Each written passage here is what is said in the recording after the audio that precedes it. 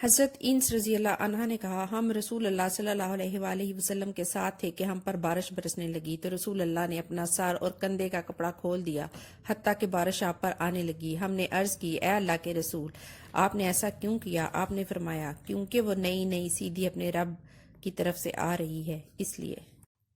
نبی صلی اللہ علیہ وآلہ وسلم کی زوجہ محترمہ حضرت عائشہ رضی اللہ عنہا کو کہتے ہوئے سنا، رسول اللہ صلی اللہ علیہ وآلہ وسلم کی عادت مبارک تھی کہ جب آندھی یا بادل کا دن ہوتا تو آپ کے چہرے مبارک پر اس کا اثر پہچانا جا سکتا تھا۔ آپ اضطراب کے عالم میں کبھی آگے جاتے اور کبھی پیچھے ہٹتے، پھر جب بارش برسنا شروع ہو جاتی تو آپ اس سے خوش ہو جاتے اور وہ پہلی کیفیت آپ سے دور ہو جاتی۔ حضرت عائشہ رضی اللہ عنہا نے کہا، میں نے ایک بار آپ سے پوچھا اس کا سبب،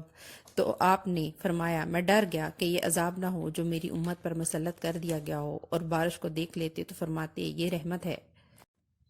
نبی صلی اللہ علیہ وآلہ وسلم کی اہلیہ محترمہ حضرت عائشہ رضی اللہ عنہا سے روایت کی کہ انہوں نے کہا، میں نے اللہ کے رسول کو کبھی پوری طرح سے ہنستا ہوا نہیں دیکھا کہ میں آپ کے حلق مبارک کے اندر کا ابھرا ہوا حصہ دیکھ لوں۔ آپ صرف مسکرایا کرتے تھے، اور جب آپ بادل یا آندھی دیکھتے تو اس کا اثر آپ کے چہرے انور پر عیاں ہو جاتا۔ حضرت عائشہ رضی اللہ عنہا نے کہا کہ اے اللہ کے رسول، میں لوگوں کو دیکھتی ہوں کہ جب وہ بادل دیکھتے ہیں تو اس امید پر خوش ہو جاتے ہیں کہ اس میں بارش ہوگی، اور میں آپ کو دیکھتی ہوں کہ آپ اس بادل کو دیکھتے ہیں تو میں آپ کے چہرے پر ناپسندیدگی محسوس کرتی ہوں۔ حضرت عائشہ رضی اللہ عنہا نے کہا کہ آپ نے فرمایا، عائشہ، مجھے اس بات سے کیا چیز امن دلا سکتی ہے کہ کہیں ان میں عذاب نہ ہو؟ ایک قوم آندھی کے عذاب کا شکار ہوئی تھی اور ایک قوم نے عذاب کو دور سے دیکھا تو کہا، یہ بادل ہیں جو ہم پر بارش برسائے گا۔